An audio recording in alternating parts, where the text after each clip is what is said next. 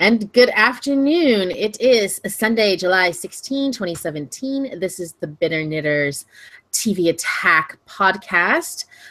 My name is Jacqualine. I'm here with Justin, who's got bubonic plague. I'm dying. No. I sound like that. I always thought that little girl from Growing Pains always sounded like she talked like she had a little cold. So I feel like the little sister, the little one who was, I think, came in like towards the end of the show. So I feel like I'm talking like her. You know, I think she's on that tattoo body show now. What's that? Blind Spot. Oh, I think she's like a doctor or something on that. Yeah. I remember seeing her the first time seeing her after she grew up on it was, I can't remember the name, maybe The Ranch or something like that. And it was about the prostitutes on the prostitute places in Reno, Nevada. Was she a prostitute? Yeah. And I was like, no, little Chrissy is a hooker. You know who needs more work? Phenom. Do you remember Phenom? Because she was also vaguely. on Phenom. Yeah, it was about this like teen tennis player, and I think she was the little sister on Phenom also. But I haven't seen Phenom in years. So anyway, wow, we already went on a tangent. Guess what? Exactly. What? We have a new Doctor Who. I saw this. You shared a link with me, so I know.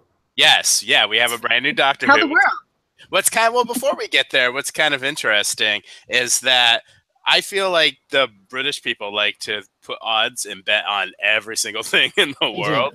So the bookies had like a whole list of people that they thought could possibly play Doctor Who. Top of their list, tied actually, was an actress named Phoebe Waller-Bridge and this gentleman named Chris Marshall, which would have given us our first ginger Doctor Who. Also on the list with odds, we had Natalie Dormer, Tilda Swinton, Olivia Colman from Broadchurch. Instead, we got our new doctor whose name is Jodie Whittaker, and she is going to be the first female Doctor Who. Yeah, I'm not surprised it's a woman. I'm surprised it's that woman because I just don't. I've only seen her in a couple things. I don't know if she can be that quirky. I guess she can. They've obviously tested her, but I mean, I've just seen her for 3 seasons crying on Broadchurch almost nonstop. I was reading comments about people, and they're like, well, she's not a very good actress. I don't think she's a bad actress. I don't know if she's going to be... Doctor Who's, like, quirky and charismatic and just... I don't know. I mean, it'll be interesting. It'll be really interesting to see how it comes out. I think I've only seen her in two movies, and I don't remember her, so she never made much of an impact on me. And maybe she just didn't have that big roles. But I remember her from Attack the Block, which was a British movie a few years ago, and One Day, which I believe Anne Hathaway was in that movie. Oh, that's why I never saw that movie. Oh yeah, Anne Hathaway's Tim Sturgis, and it was about a couple meeting each other, and that they meet each other or we see them each day or the same day for like several years. Oh. So let's say it's like July 16th, then we see what happens when they day in their life, like every July 16th for so many years. Oh, weird. That's pretty good. It was pretty good. Again, I don't remember Jodie Whittaker, and it'll be interesting to see a female in that role, which we haven't seen before. Do you think the fans are going to accept her? Are they going to stick with Doctor Who? Well, it's kind of an interesting time in Doctor Who's lifespan, too, because Stephen Moffat, who's been with the show for several years now, since I think Matt Smith came on board, he is leaving the show, too. So we are getting a new showrunner. So I think that the change of the new female doctor isn't going to be the only change. I think we're going to get a new look and feel and tone of the show. I think it might turn off longtime fans, but it'll be interesting to see what happens. I hope we get a hot companion at least. I mean, we haven't had a hot doctor. We haven't really even had hot companions other than maybe Donna. Actually, no, you know what? I will say, what's her name? Amy Pond was pretty. Amy Pond, yes. Yeah, she was pretty sexy. Well, you had Rory too, which well, Rory went from being not hot to suddenly like, what happened to Rory? Holy damn, he got hot overnight. Is this the same actor? Yeah, I know. I definitely was like, what happened? He got a hotectomy. I don't know what you would call that, but he got hot overnight. Hector me. Well, maybe if you'll get lucky, you'll just get naked Nardole every episode next year. Oh, sexy. So, definition of sex. Yeah, it'll be interesting to see what happens. I'll continue to watch. I have faith. Oh, definitely. And I think it'll be interesting. And I think it's time for something different. I mean, people figured we'd either get a female or a ginger. So, or even possibly a black person. We haven't had a black doctor either. Yeah, a few of them were a few black actors were on the odds making. What were the odds for Jodie Whittaker? Do you know? Was she even on the list? The list that I was reading from, she wasn't on that specific list, but there was also another article I found where just in the last several hours, her odds, she got on the list and her odds. Imagine if you made that bet like 2 months ago and you even just put $100. You probably would be so rich. Yeah, especially because they had to close it for a while because there was one point where a lot of people put bids in on Chris Marshall. And this was several months ago now. And so everyone thought Chris Marshall was going to be it because somebody has some sort of inside line or some sort of tip. But that was wrong. So that no money for that Chris person. Marshall's mom. It's like sometimes how they'll managers will put out news story being like, hey, my person is being looked at and cast in this, just kind of get the news out. I'm wondering if that was Chris Marshall and his mom to be like, hey, look at me, BBC. I'm famous and I'm going to be the doctor. I'm the doctor. He was kind of odd looking. Most of the doctors are. That's true. I mean, he had that down. I still don't understand what kind of like rubber face Matt Smith has, but that's okay. Some people find him very attractive. Yeah. You know what else we got this week? The Emmys? We got the Emmy nominations. Yes, Yay. It's going to be, we've got to wait like 2 months until the actual ceremony. It's going to be September 17th, hosted by Stephen Colbert. And we got the nominations this week. What's kind of interesting are the 2 shows that got the most nominations this year. Did you see which 2 shows got the most? I feel like I did hear. Wasn't it? I can't remember now. Okay, one was Westworld. Oh, yes. I love Westworld. And then the other one seems like it's kind of random for it to get 22 nominations, but that's Saturday Night Live. Oh, you know what? I remember seeing their name pop up quite a bit, and I was like, what? A lot of it was for like guest actors and guest actresses in a comedy for hosts, and then some of the supporting actors, some of the supporting actresses for comedy also got in. Not 80. Not 80. No, and the actresses should have gotten them all. She should have gotten them all, exactly. For the supporting actress, we had Kate McKinnon, who won last year. Right. Vanessa Bayer, and it's her last season. Even though I feel like she didn't do a whole lot this year. I don't feel like she was in really at all. I mean, she did Jacob once, I think, right? No, and then they kept trying to push that like weather lady at the end of the season, which was like, why are you pushing it now? Yeah. She's on her way out. And it wasn't even a very good character. Yeah. And then Leslie Jones got a nomination also. I love Leslie Jones. I'm so happy for her. She had a really crappy last year. I'd be okay if she won. Me too. I think she's hysterical. Yeah, for the supporting actor, the only one I can think of off the top of my head, and I'll have the list in front of me too, is for supporting actor was Alec Baldwin, even though he's not even a regular cast member. He's not a cast member, yeah. But I mean, he was on more than, say, somebody like Vanessa Bayer. I think we saw more of him then, yeah. And the rules are weird, though, because they have to be in like a specific number of episodes to be considered supporting versus guest. And I guess he was in most of the episodes this year. I was going to say, like, if there was 20, he was in like 17. Yeah. Yes, he was in a lot. I mean, he took a couple weeks off, but you're right. He was in almost all of them. And so that pushed him to the supporting. And you know what? I can kind of see it given to him. He actually got 2 nominations also. What was the other one for? His second nomination was host of reality / game / whatever show for Match Game. Oh, okay. Oh, good for him. I mean, he's coming into his second career. I mean, I know he hasn't really gone away, but after 30 Rock ended, what was he going to do? Well, yeah, I think he's fantastic on Match Game. I haven't watched any of it, but I think he does a great Donald Trump.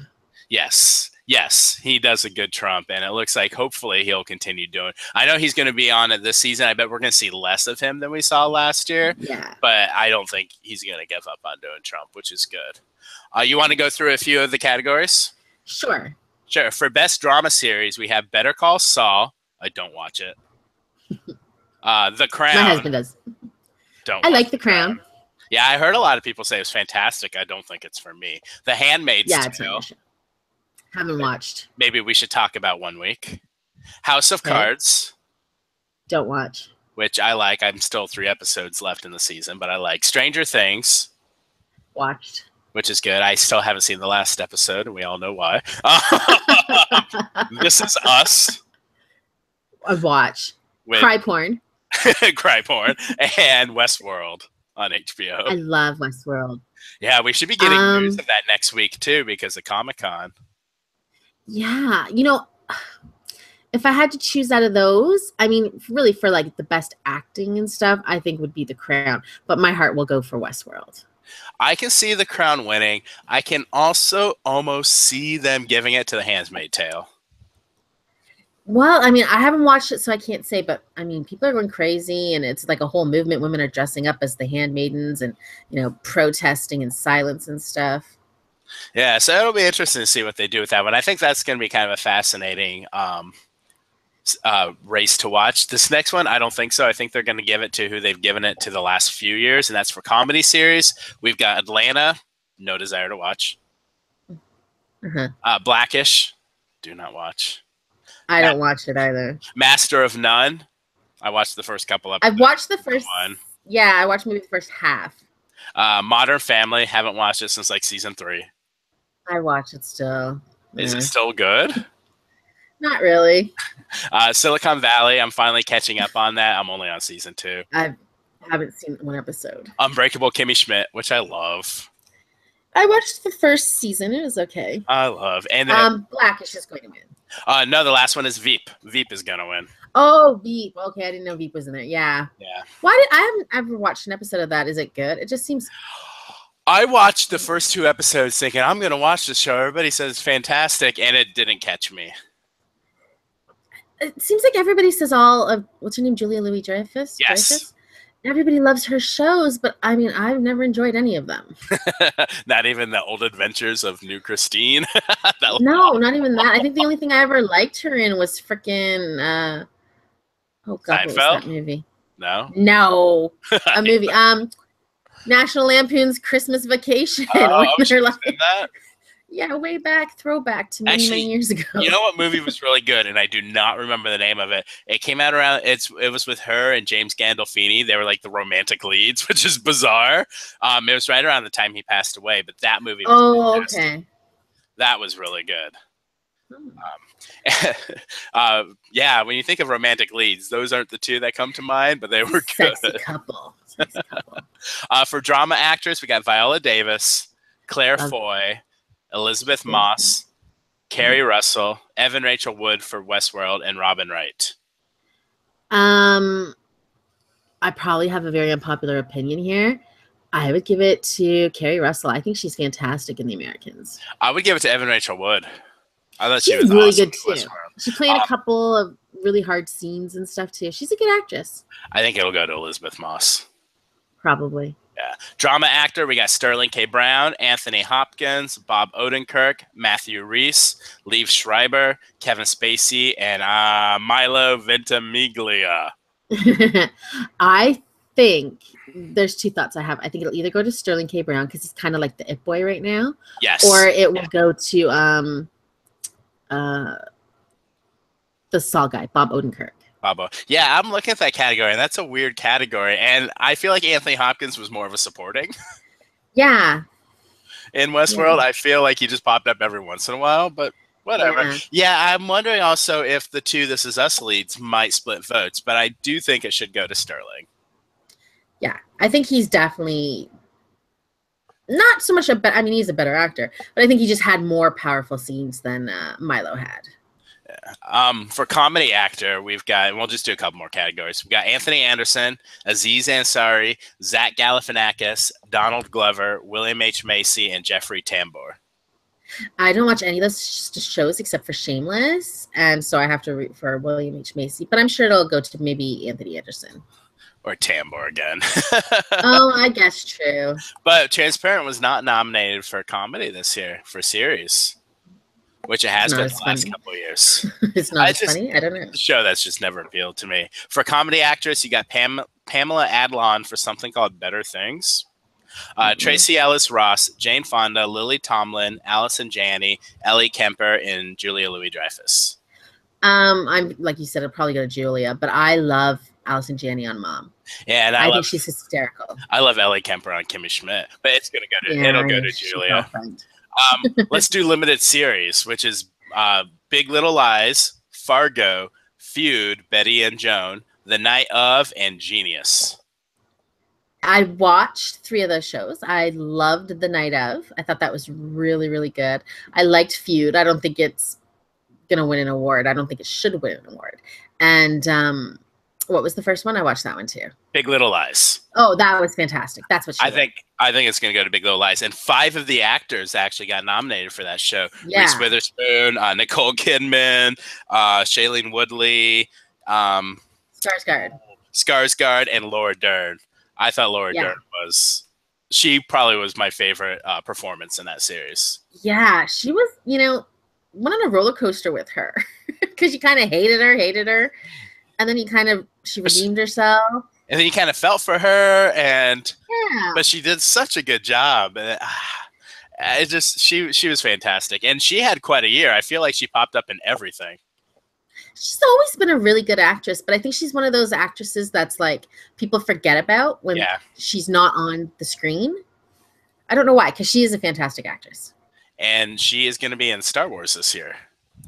Oh, I didn't know that. Yeah, she's actually at the D23 conference yesterday. I think they're making a joke that when she holds her blaster, she in her mind kept going pew pew pew pew when being shot. So it'll be interesting. Yeah, I love her. I think Nicole Kidman had a great role too, and so did Skarsgård. I think their scene, I know it was long, but that scene went throughout the marriage therapist.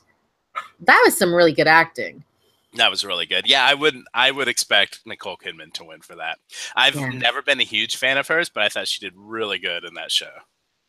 Yeah, it was. And Skarsgård was good too because he was slimy, but he played it well.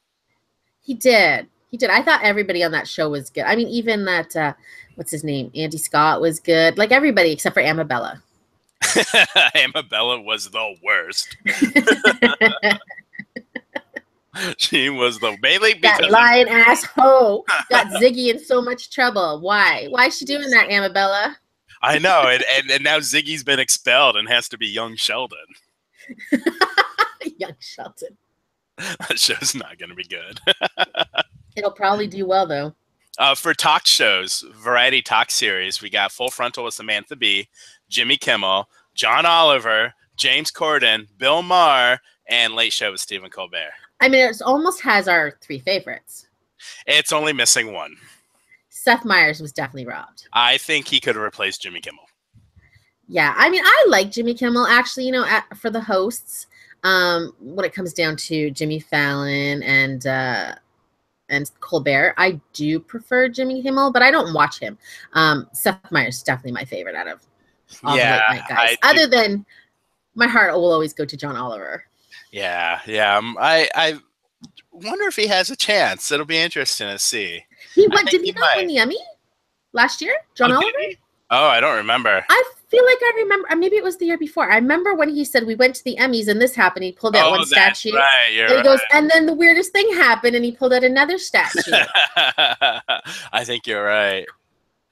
So, I mean, fingers crossed for him. I, of course, would love to see Bill Maher win because it would make so many people angry. So many. It's interesting, though, that we don't have Daily Show there. I feel like ever since Trevor Noah took over, we don't hear much about that show anymore. And then, of course, Jimmy Fallon. Doesn't seem to have the same cultural impact it used to. No. And then Jimmy Fallon's not here either. I do think that one tussling the hair moment actually did kind of I feel like a lot of people got turned off, and I don't know. I just feel like a lot of people just watch the funny clips that they want to see, you know, the games that he plays, and not a lot of people are tuning into the show anymore. And that was right around the time when Colbert overtook the lead. It started becoming a little more political. Yeah. Yeah.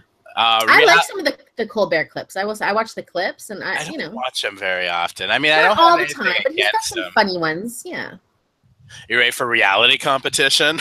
Of course. I look at these, I'm like, I don't watch most of these anymore. You get The Amazing Race, which has definitely seen better days. Yeah, American Ninja Warrior, which I can only watch for 2 weeks before I get bored. Project Runway, which, you know what, this season doesn't that get nominated every year? That's for like 17 years. Every year, and I like it. RuPaul's I've never watched one episode. Oh, I like. My daughter is a huge RuPaul Drag Race fan. I've never seen an episode of that. Top Chef. I've seen one. Haven't watched for a long time. I'm trying to remember what the season was. I guess it was okay. I don't remember. And The Voice, which is another one that I'll watch an episode a year and then immediately get bored. Yeah, I'm not. The only reality shows I still watch are Survivor, I think, and UK Big Brother. I don't know. Like I said, American has been good this year, so I recommend American Big Brother. But good news. Yeah, I'd have to try to catch up. Guy Fieri, nominated structured reality program, Diners, Drive-Ins, and Dives. I mean, who thought you could get an Emmy nomination for just driving around the country and stuffing massive amount of food into your mouth? He doesn't even drive around the country. He gets pulled on a truck. You know, I mean, why can't I have a show like that? I should be allowed to go around the country and eat just yummy food. I would watch it. You'd be and get an Emmy award. Just watching him eat. Yeah, he probably can't drive anymore because I think he's got like 80 forms of diabetes. So it's probably like giving him like 20 forms of glaucoma. They took away his license. He's so sick. So he just gets pulled around. Oh, he is. Well, who's he up against? Is he up against like Abby Lee Miller or something? Like he's up against Antiques Roadshow. Fixer Upper. Lip Sync Battle. Shark Tank. And Who Do You Think You Are? Oh, I'm rooting for Who Do You Think You Are? I'm rooting, I guess, out of these. I don't know. As long as it's not Diners, Drive-Ins, and Dives. But it's weird, like, when you do, like, a deep I mean, it'd dive. be kind of hysterical if it was Antiques Roadshow. Or imagine his, like, acceptance speech. He'd have, like, a giant burger up on the podium. But it's fun doing a deep dive at all these like Emmy categories that you've never even heard of, and it's interesting to see like what got nominated and what didn't. And you didn't talk about your favorite category with your favorite actress. Oh, the greatest nomination in the history of nominations. Guest. I wanted to talk about this. Yeah. Guest actress in a drama role. I like the guest categories because you get some interesting, and let me see if I can bring those up. You get some interesting nominations in that. But for guest actress in a drama, we got Barb from Stranger Things. Now, I understand it's how many episodes you're in or whatever. And I loved Barb. That character stole every episode she was in. Yes, and scene she was in. But do you really think she's deserving of this nomination? 120%. Honestly.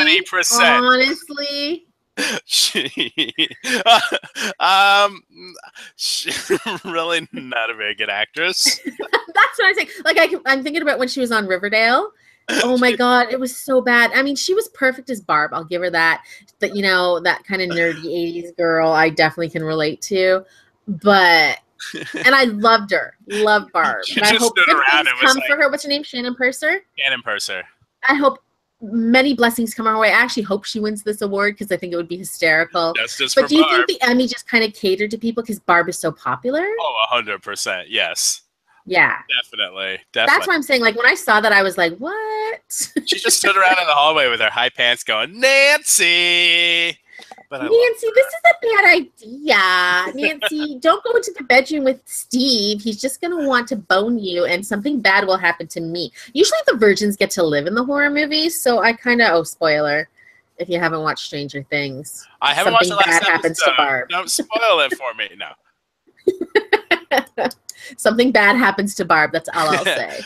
She actually has some tight competition. So she's up against Allison Wright and the Americans, whoever she was. Alexis Bledel from The Handmaid's Tale, really good in the one episode I watched. Cicely Tyson in How to Get Away with Murder. Ann Dowd in The Leftovers. And Laverne Cox in Orange is the New Black. Yeah, that's some pretty powerful acting by all those people, because I've seen, other than The Handmaid's Tale, I've seen all those other characters. Nancy! I just want to say we have some listeners, and they've made some comments. Arthur, our co-host on the Monday Wednesday show, says that this year's Big Brother is the tits. So he loves it. It's so good. It is so good. And I was so glad Cody went. Ugh. Spoiler, I haven't watched it yet. And Sister Patty, we always call my sister Patty. Sister Patty, she says she loves Who Do You Think You Are? And I do as well. Makes you cry. Yeah. It's another kind of tear porn show. Diners, Drive-Ins, and Dives also makes me cry because I'm watching Diners, Drive-Ins, and Dives. I come to a life realization, and I'm like, how did it get to this? It's like 3 p.m. on a Sunday, and I'm watching this bleach blonde. Well, I mean, they have those marathons where like 8 episodes play, and you're just kind of stuck watching him, and you just can't turn it off, because let's face it, the food for the most part does look delicious, and you're just like, yummy, I want to eat that. And then, you know, these big giant hands come down and just stuff it into his maw, and like oozes running down into his dyed goatee, and it's just like, ugh. Who dyes their goatee? He is so douches. Gross.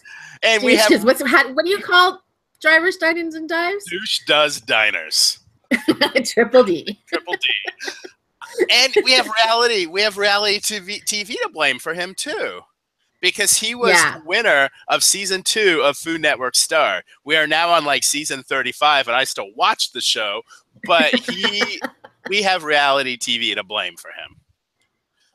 And he's got like 6 shows or something. Yes, and he has that like not Supermarket Sweep show, which I was expecting to be like Supermarket Sweep, but it's not. It's chopped in a grocery store. Oh, yeah. Okay, I'm angry now. I just but Major Dad got nominated for Guest Actor in a Drama Series for This Is Us. He was awesome. He was good. As the doctor, I kept thinking he was drugged, and he was the one who killed the 3rd baby or something. I thought that's what was going to happen. Yes. Well, what's funny is when I was watching Battle of Network Stars, every time they showed Corbin Burnson, for some reason I kept thinking it was Gerald McRaney. Sometimes when actors get older, you know. Yeah. Sorry, Corbin Burnson. Well, when he was on the Battle of the Network Stars, he looked so intense. Yes. Well, he's just an intense guy, because I remember when he was on Celebrity Mole also. Yes, that's right. I forgot about that. He was so competitive and so like crazy about it. Yeah, he's almost like he has roid rage, even though he's not like super roided looking. I don't know. Especially now that he looks like Gerald McRaney. Yeah, major diet. Any other things you want to bring up with the Emmys? I will not be watching, but I will. No. I will look at who wore what later on, and I will read the categories and hope that my favorites win. And my last one I'm rooting for David S. Pumpkins for a guest actor. That was so memorable. Comedy. Yeah, it was so good. It was so good. Tom Hanks was awesome in that episode. And so I think he deserves the win. I hope he hosts the Halloween episode again this year. I want more David S. Pumpkins. Yes, that would be amazing. So, okay, so that was the Emmy nominations. And speaking of shows that always get Emmy, shows that never get Emmy love, we are currently in the middle of the current season of Nashville on CMT. Nashville's kind of got an interesting history because it started on ABC and it didn't have a huge audience, but it had a fairly loyal audience, and it got canceled. And every single person except for Connie Britton was so upset that the show got canceled that CMT brought it back, and we've now been on CMT for like 18, 19 episodes. Halfway through the run, they murdered Connie Britton because she did not want to be on that show anymore. And you murdered. Well, they murdered Raina James, the character. She wasn't murdered. She died from the results of a horrible car accident. That's true. And, although it would have been kind of interesting if like Deacon came with a pillow and just smothered her or something. Oh, what if it was Daphne? she's got a lot of pent up tween rage. So she does. So anyway, this whole like half season has now been about them trying to get over their mom's death. And I mean, it's been an okay season. I feel like every week we get like new characters. I don't know where these people came out of the woodwork. Like that. I don't even know any of their names. I guess her name is Haley. Is that a character's name? The one who saved Juliet from the plane crash. And yes, the gospel singer. But I mean, I kind of feel like they got rid of her since Juliet got jealous of her, and now they just talk about her off camera like Veda. Yeah, I hope she got vetoed. I didn't hate the character. She just kind of was a little useless. She was very useless. So anyway, the main part of the story now is we're dealing with Raina's old record label called Highway 65, and it's being run by her ex-husband, her widow, Deacon, and this rich guy named Zach, and pretty much all the other characters now who sing are like on that label. That's convenient. That worked out really well. That worked out really well. So you've got Juliet, who's kind of like the Taylor Swift type, like poppy country bitchy pop star. You've got Will, who's a gay cowboy, and that's really all that's to his personality. That's all they talk about. And then nothing else. That's it. And he likes bud. Wiser, not pot. He likes both. No judgments. Maybe. And then we've got Gunnar and Scarlett, and they're kind of an off again, on again, off again, on again, off. It's like, that's the name of their band. And Gunnar's okay, but Scarlett is one of the most insufferable characters on TV. This bitch cries every episode. Jeez Louise. And now she's pregnant with a baby, which means she's gonna cry even more. But it's not Gunnar's the hormones. Baby. It's Tom Riddle's baby. Tom Riddle, if anybody doesn't know, is young Voldemort. Yes, and I have no idea what the actor's name is, but he came in and was like a video director and made Scarlett get all sexy. By the way, the least sexiest person on the face of the earth, Scarlett. And Guy Fieri. Oh, okay. Gross. He's Scarlett. She had a sexual awakening, and so she boned him for a weekend, got knocked up. Of course, they have this huge love story, even though they only boned for a weekend. Yeah, but he's out of the picture, and then there's whole controversies between her and Gunnar being a couple, not being a couple, but he's not the father, and whatever. My favorite scene this week's episode was they bought milk or something from a convenience store, and then there's like these three like teens that look like they're all like 11 or 12, including they're like they don't even look like grown-up teens. Yeah. And this like first one's like, can you give me beer, like voice cracking, and Gunnar's like, I'm not buying you beer, and the guy holds up his gun, he's like, you will buy me beer and you will give me your wallet. And then he pushes like Scarlett to like dropped her milk on his new kicks, and he lost his mind. Like, oh, that's right. That's when the gun came out. Her. She may have like hit her stomach bump or whatever, and who knows what's up with the baby. But like, this was the least threatening guy in the face of the earth. Yeah, like, you know what? This is the thing, and this is a horrible thing to say. I hope they just kill Scarlett, murder her like they murdered Raina.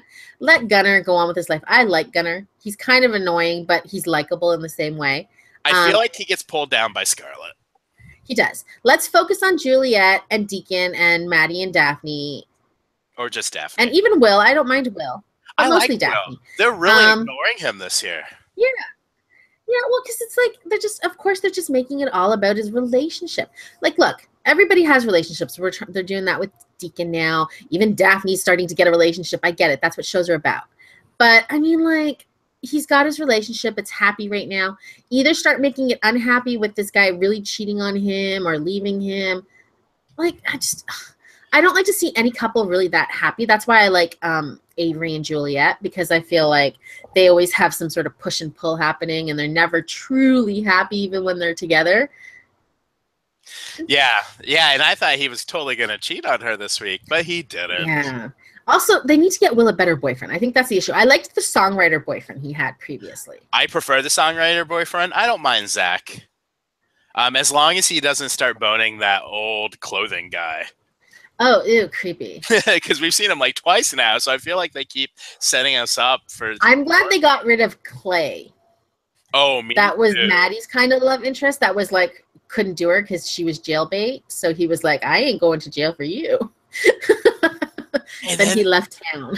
and then they brought in a whole like cop racial that whole storyline was like, Nashville, maybe we shouldn't be dealing with politics. Yeah, Nashville, you really shouldn't have commentary on the world because You know who would have been a more intimidating person holding up Gunnar and Scarlett? Daphne's that little boyfriend. Oh, I thought you were gonna say that Liv, that homeless girl. Oh God, That's Daphne's friend. Daphne's new boyfriend, who kind of looks like a even more hideous version of Mike from Stranger Things. Yeah, But they're both equally hideous. but listen, okay, so we're making it sound like Nashville's a horrible show. It actually is really enjoyable. It's definitely a soap opera, and there's a lot of good songs on it. And I'm not a country music fan, but I will say I enjoy some of the songs they play. Give it a chance. I liked what Deacon sang this week. I liked that too. I thought that was good. That was really good. Now it's been picked up for another season beyond this one. Yay! Do you think it can go much further than that? Why not? They can always bring in new characters, new loves. The girls are still growing up. They haven't even really reached womanhood yet. There's lots that could happen. That's true. It'll be interesting to see where they can go. You know, I feel like they have a hard time introducing some characters. Some of the characters they introduce are just so forgettable that I don't know. I don't want.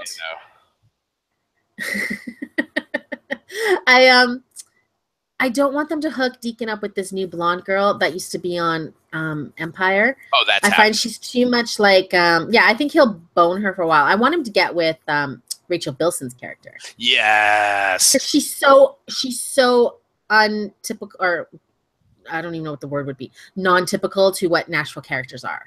100%. You know what? She's one of the few new characters I've enjoyed so far. Yeah, I think she's good and she's fun and she kind of outspoken and doesn't hold it back. I like that. I like her. And she's Rachel Bilson. Give her something other to do than Magnum ice cream commercials. It's good ice cream, though. It's very good ice cream. So, yeah, that's Nashville. It's on every week on CMT. I think we have about 3 or 4 episodes left in the season. So, I don't know where it's going. And it's not even really speeding up to a conclusion. No. So, just expect someone to be in a car accident in the season finale. That's what they do every season finale. Oh, and Daphne is going to go a little further with her boyfriend by the end of the season. Even though he was sweet. He was weird looking, but he was sweet.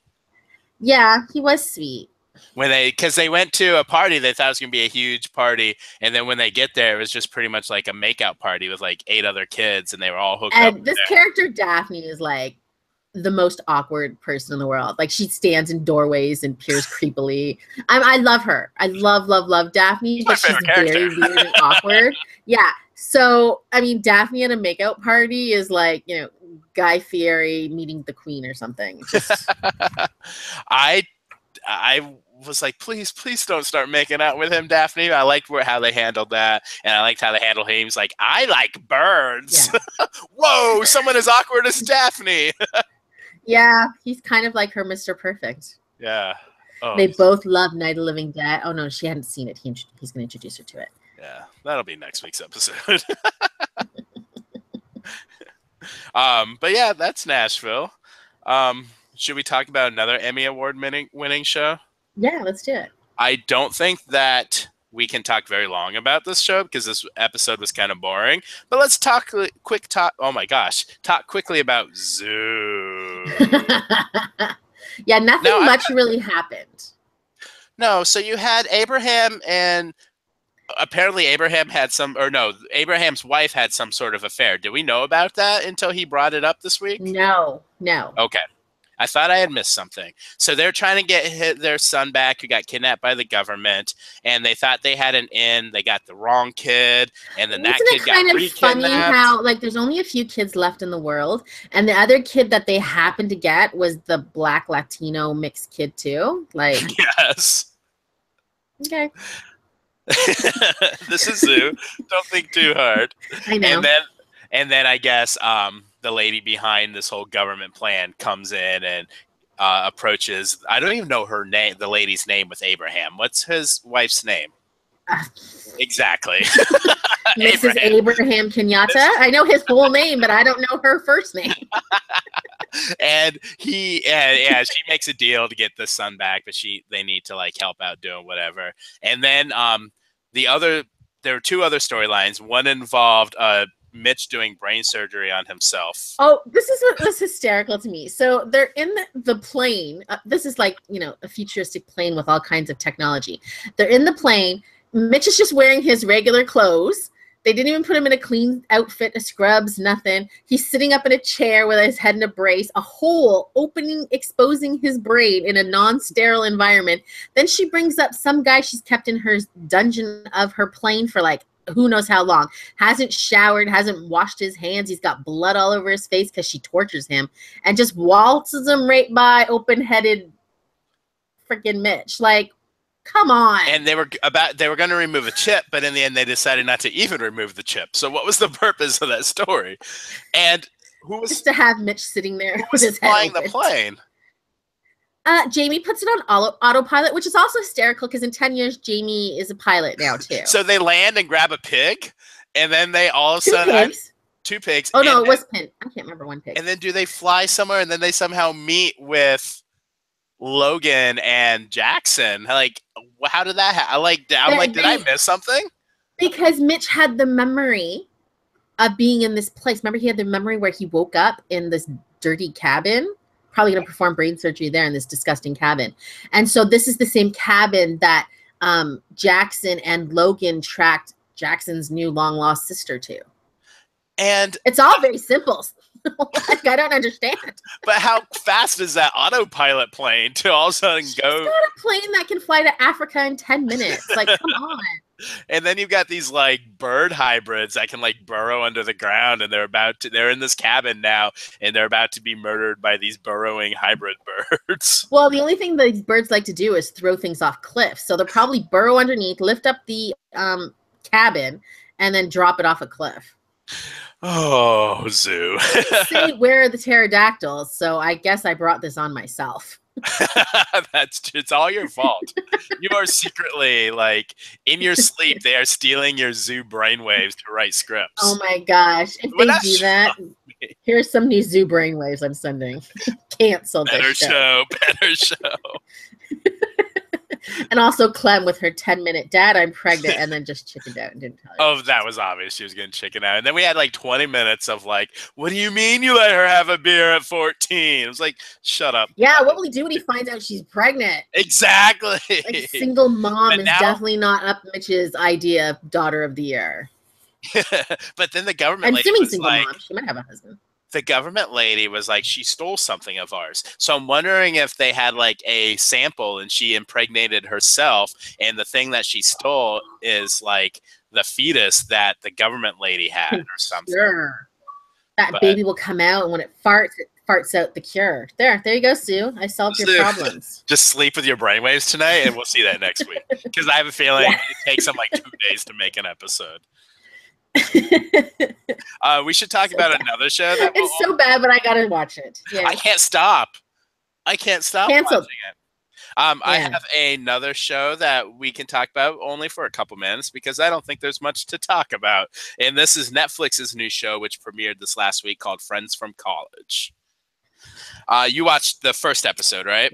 Yeah, I think that's all I watched too. I started watching the second episode. Now, when I first heard this show was premiering and first heard that it got picked up by Netflix, I was interested in it. It had a very interesting cast. You got Colby Smulders, Keegan-Michael Key, Fred Savage, Billy Eichner, and I'm like, okay, so it's college friends coming back 20 years after college, so they're around my age, maybe a little bit older, and kind of dealing with adulthood. I'm like, that sounds like an amazing show. I want to watch this, but that is, I feel like, not the show we got. No.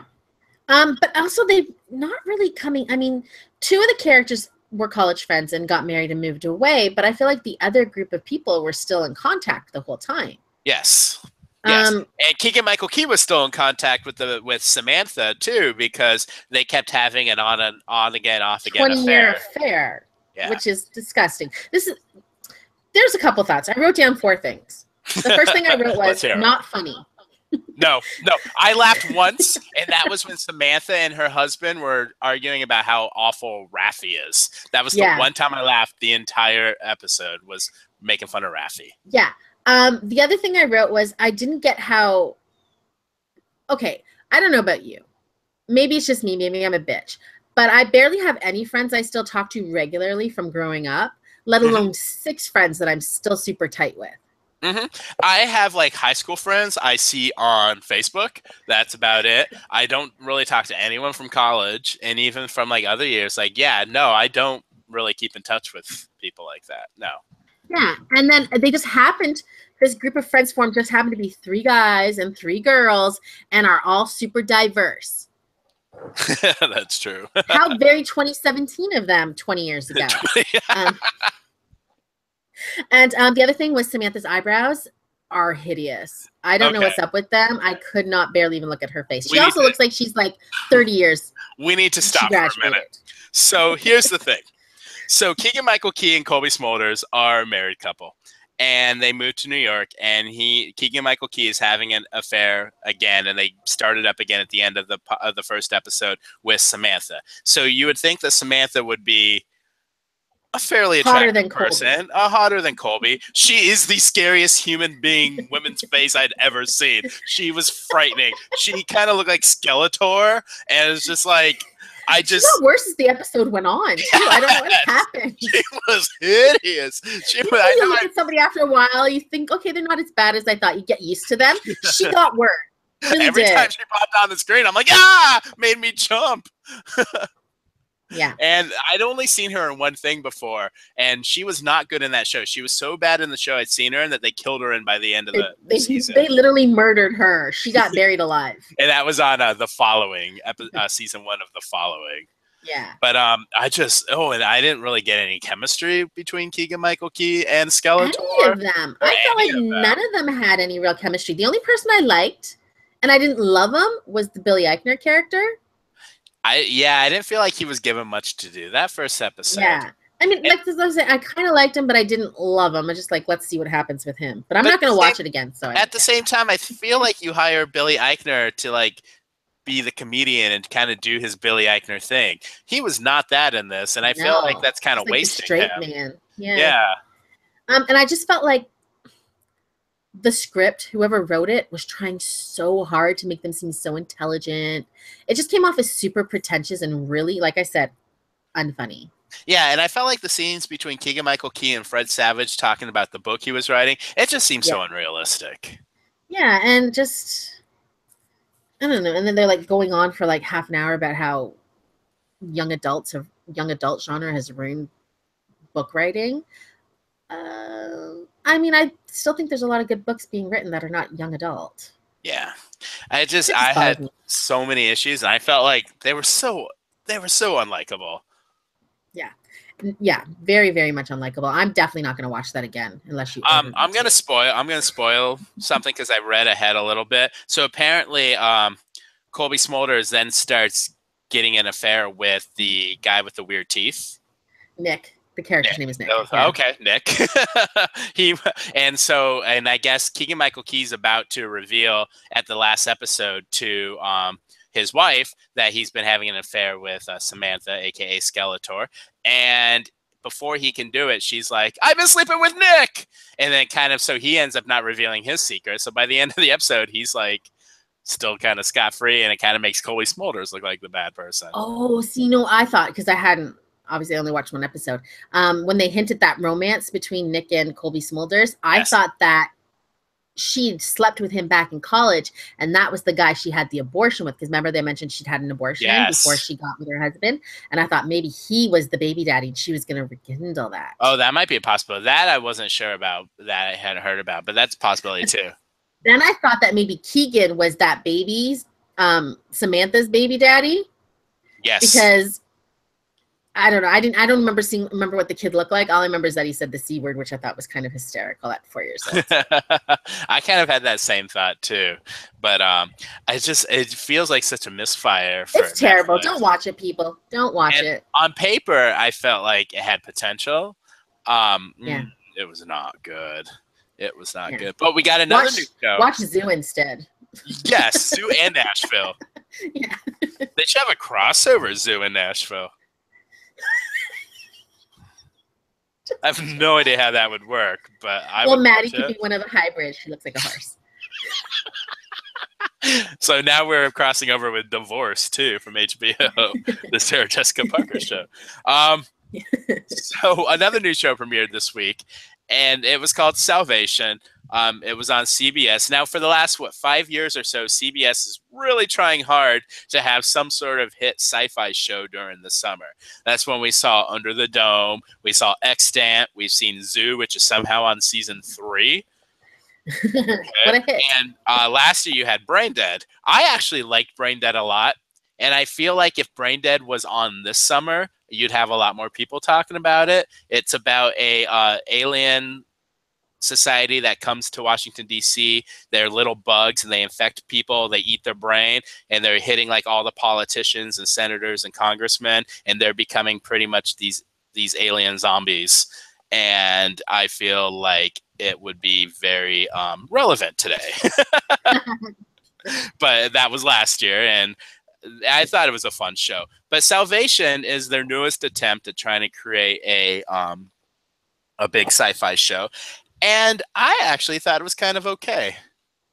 I really kind of was expecting it to be horrible, just from what I'd heard previously and seeing what the ratings were on Rotten Tomatoes. So I thought it was going to be horrible. Liked it a little bit better than I thought. I'd probably watch the next episode. Yeah, I think I'm going to keep with it. So we kind of open up our main character, who we kind of see all the events through. His name is Liam Cole. And he's a British actor who was in the show Red Band Society. I guess he's a grad student, as they let us know 800 times in the episode. Did you know he was a grad student at MIT? No idea. No, but I did know all he does is run around. That's literally all he did, was run through the whole episode. And so he's a grad student. He meets some girl at a bar one night and is immediately in love with her. That was kind of ridiculous. It's so weird how devoted to he is after like a 2-time boning session. Like, yeah, he has a whole speech at the end. He's like, "I love you. I'm in love." And what if there's someone who loves someone so much, but then they might have to save the world? But that person like you've been with her for a total of 3 hours, dude. Yeah, like that's crazy, cuckoo, creepy. If I was that girl, I'd be like, time to ghost this guy. Yeah, I'd be like, go, leave me, just get out of here. So he go work for this rich guy. Yeah, yeah, he does some sort of working on some sort of student project involving space, and he gets a message on his phone saying, "Hey, there's going to be a meteor, a comet, an asteroid, an extinction level event." In 186 days, it's going to come and wipe out the entire Earth, and it's going to hit us. And he automatically gets worried. So he goes to his MIT professor about it. And the MIT professor at first is like, yeah, whatever, you're insane. But he takes the data. He notices something's up. He calls NASA, and the next day he vanishes. That was the worst part of the whole thing, because it was so, you knew it was coming. It was so cliche. It was so written in the stars, whatever you want to say. Whether it followed the whole, premise of every other kind of movie like that, you knew he was gonna disappear or die. Yeah, so annoying. Well, and there's another thing similar that happens at the end of the episode. Yeah, which maybe we'll get to. So anyway, there's this rich guy. I didn't really understand what he did. I think he's supposed to be like an Elon Musk kind of guy. Okay, like he's developing like spaceships to go colonize Mars. Okay, so when Liam runs away from people who he think is spying on him, he runs into this rich guy, and he tells him about it. And like within 2 minutes, the guy's like, "Okay, I believe everything you say." 100%, I believe you. But to double check, they fly randomly to Washington D.C. and they meet with like the Department of Defense. Was that what he was? This guy named Harris Edwards, and he has his like press secretary. Who his name is Grace, and they bring this up, and the government guy's like, "Oh, we know about this already," and they kind of talk about the plans they do, and it's kind of gets the runaround, and then later we find out. Talk, yeah. Yes, then later we find out that the rich guy, he thinks that they don't have a plan. They don't have the technology, that whatever the government tries to do, they're going to fail. So he's like, I've got my own plan. This is a rocket ship. This can fit 160 people on it, and we can leave the Earth when it gets blown up, and we can begin again. And I guess that's the salvation. And he wants to like mass produce them so you could get more people. But this is the thing I noticed. The ship that he wants to make is called Riva. Yes. But Riva, it looks like a shuttlecock.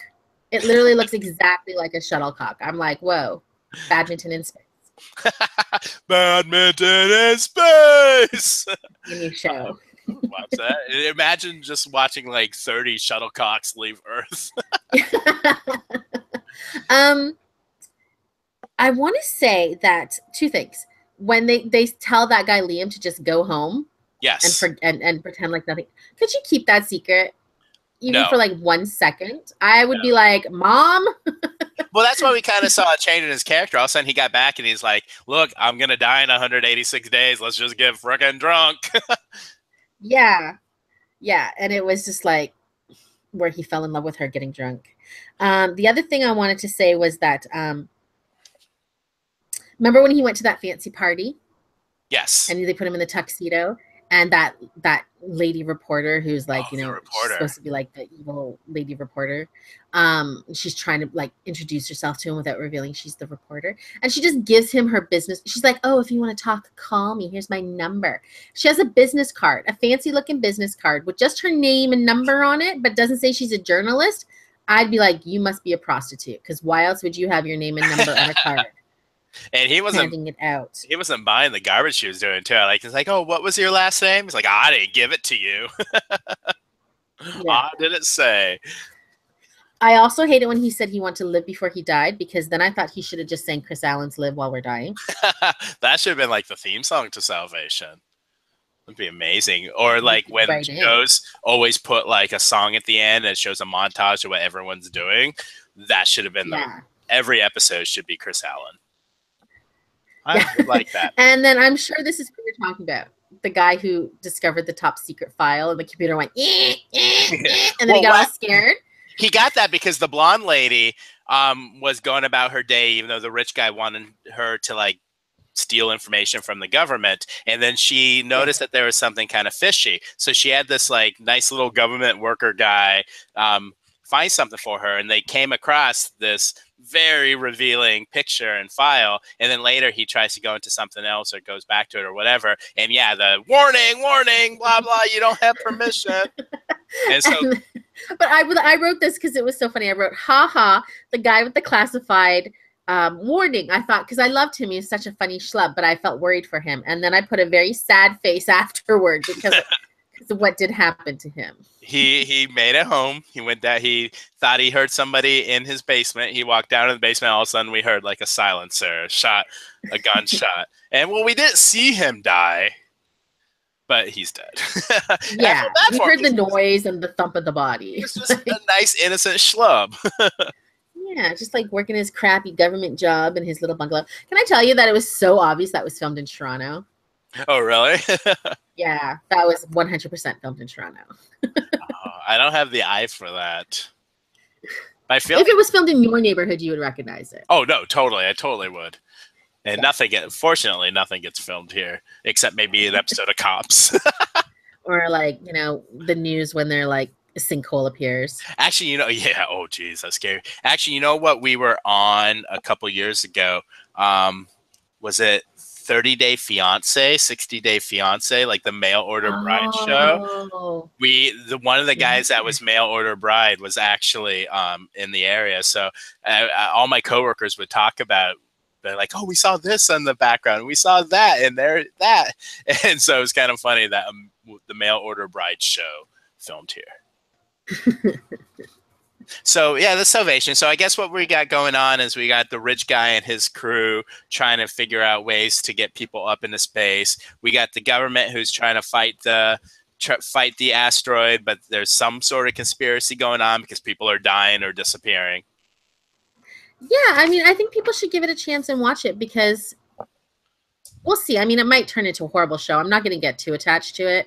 But if more people watch it, maybe it'll get, at least a full season and some resolution toward the end. Well, here's the thing with these CBS shows is I feel like they start off interesting and then quickly go, yeah.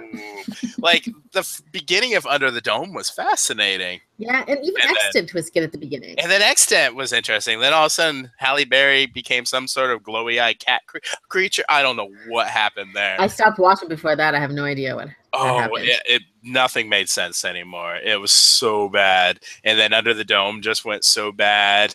And at least like these one-season shows, they don't quite have the time to get bad. Like I like Brain Dead. And I never watched the ending of that Murder Family show last year, American Gothic. Oh, did I watch the end of that? I don't think I did either. Yeah, so I'm not sure. They had that like little psychotic boy on it who was like killing bunnies. That's all I remember about the show. Next week we have to talk about how ABC always tries to do their summer shows and has amazing shows and then doesn't bring them back. Oh, we will talk about that. Yeah. And so that will be for next week then, correct? Yeah. We'll have another show next Wednesday. Or next Sunday. And you know what else we have to talk about next weekend? Game of Thrones is starting tonight, people. Tonight. We are just several hours away from the premiere. I have a feeling it's going to be a lot of catch-up and setup, but that's okay. Yeah. We've only got 7 episodes, so I have a feeling this will be catch-up and setup, and then all hell will break loose after. Oh, I can't wait. I'm so excited to see Brienne of Tarth. Yes. I saw an article, I don't remember what the article was earlier today, about how the guy who plays Tormund was like, he thinks he might be in Brienne's league. Something to that extent. He is. I like I said before, I think that'd be an amazing couple. Yes. Even though I want her with Jaime too. I want her to have a throuple with Jaime and Tormund. Again, they need to steal your brainwaves. No. Okay, so we should wrap it up. Sounds good. So thanks for listening. Thanks for hopefully you share it and comment. Thanks for chatting in the live chat, Arthur and Sister Patty. And watch Zoo, watch Game of Thrones, watch Salvation, watch everything we said except for Friends from that College. Horrible Friends from College. Don't watch that. And listen in on Monday and Wednesday when we have our regular podcast too. Have a good week, everybody. Bye. See ya.